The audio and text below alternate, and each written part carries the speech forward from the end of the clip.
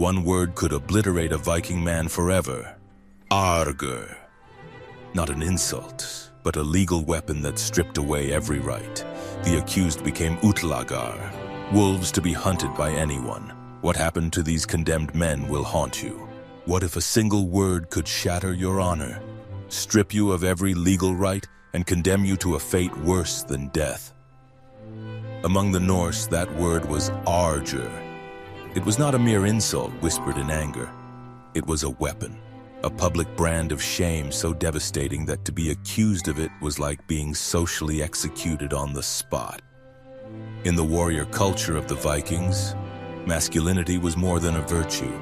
It was the foundation of law, honor, and spiritual worth.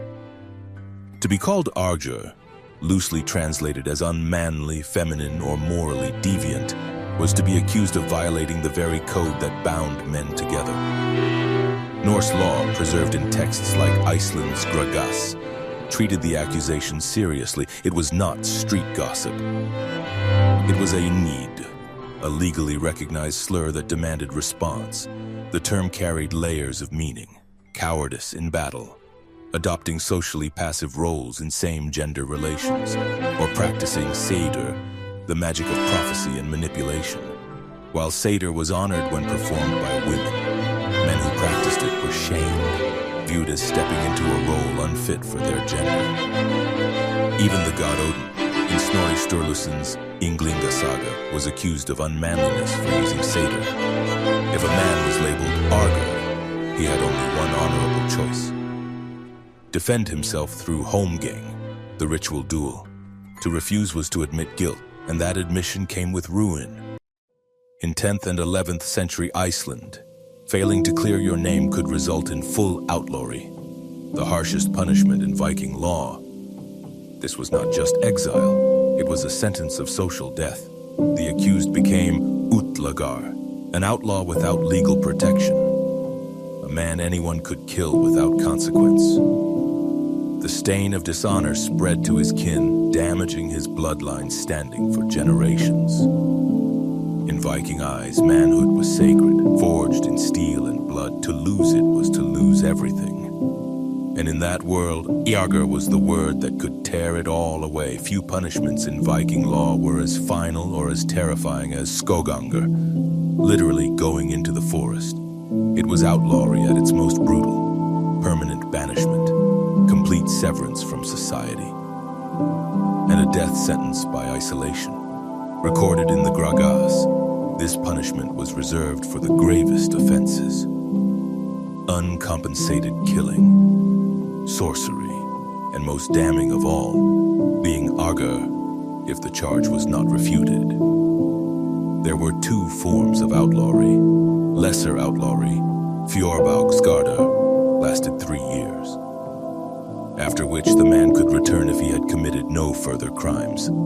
But skogangur, full outlawry, was forever. The condemned was forced to leave every settlement, every farm, every fishing village. He could not step foot inside a home, could not share a fire, could not accept bread or drink from any person. Even family members were forbidden to aid him. The man became a ghost in the living world. No legal rights, no sanctuary, no recourse if attacked. If anyone saw him within the bounds of society, they could kill him. And in doing so, they would be praised, not punished. In some cases, the killer could even claim the outlaw's remaining property. The law was explicit. He who kills an outlaw shall not pay weregild. The sagas tell of men who endured this fate. Like Grettir Asmundarson, condemned to wander the wild for years, hunted like an animal. For most, the end came quickly. The Viking landscape was no friend to the lone man. Icy winters, predators, and starvation claimed him. But for many, the worst pain was the knowledge that no rites would be performed. No name spoken in memory. In the eyes of the law, he was already dead. Once branded OUTLAWRY, a man was no longer considered human in the eyes of Viking law. He was likened to a wolf, a beast to be hunted. The law itself described such a man as samaveri sem ulfur I kogi, as a wolf in the forest. It was not imprisonment nor exile with hope of return. It was open season on your life. The ritual stripping of humanity was deliberate. Outlawry was not simply removal, it was a public declaration that the man was unworthy of kinship, protection, or legacy. Killing him was framed not as a crime, but as an act of civic duty. In some cases, neighbors might even organize hunting parties. The man's very existence was treated as a threat to the moral order, particularly if his so-called unmanliness stemmed from crossing cultural gender boundaries or engaging in acts that the Norse deemed polluting. Once outlawed, the condemned could not attend public gatherings, religious sacrifices, or law assemblies. He was cut off from every channel of justice, forbidden from trading or speaking with those under the law's protection. Any property he had left behind was seized or redistributed. His weapons, if not taken from him, became his only hope for survival. But even then, they were useless against the cold indifference of a society that had erased him. The final cruelty was psychological. Many men wandering the forests and fjords survived for months or even years. But they did so knowing that every human face they saw could be their killer. It was not the sword or spear that destroyed them, but the knowledge that they had been reduced to prey. In Norse culture, a man's identity was bound to his ancestry. His worth was measured not only in his own deeds, but in the honor of his kin, past and future. Outlawry and the stigma of ARGR did not stop at the condemned man, and it spread like poison through his family's name. The Nidingur, the dishonored man, was not simply shunned, he was erased.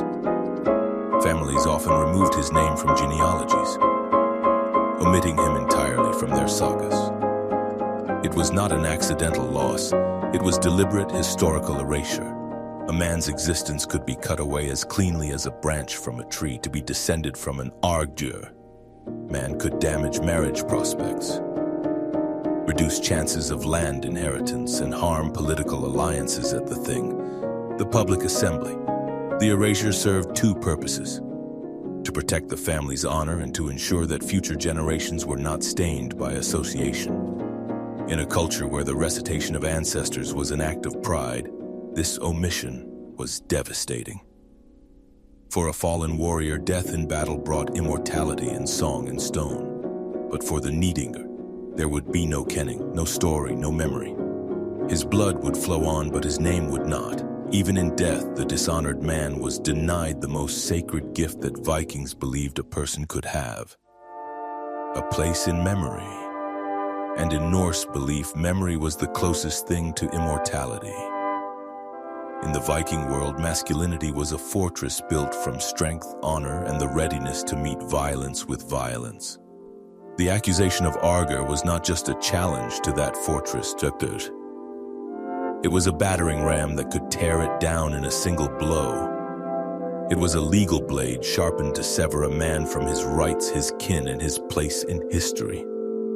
To be ARGR was to become a living warning to every man who watched. It was the embodiment of what could happen if you failed to uphold the rigid, unforgiving code of Norse manhood. No amount of wealth, skill in battle, or noble ancestry could save you once the word stuck. The law gave you no shield, only one final choice: defend your honor in the holmgang or step silently into the darkness beyond the edge of the world. The Vikings believed a man's name was his true immortality. The Havamal promised, cattle die and kinsmen die, and so one dies oneself. But a noble name will never die if good renown one gets. But for the dishonored Nidingur, there was no such comfort. His name was buried before his body. His memory was not sung in halls but left to rot in the silence of the forest. The code was merciless. A man was either a wolf among wolves or he was prey, and prey had no place in the sagas. The cold iron of Viking masculinity could defend a clan, inspire loyalty, and bind warriors together, but it could just as easily turn inward, cutting down its own. That truth still echoes today. Societies still draw lines, deciding who is protected and who can be cast out. The forest may no longer be a physical place, but the exile it represents, The loss of status, voice, and humanity remains very real. The Vikings knew that death came to every man,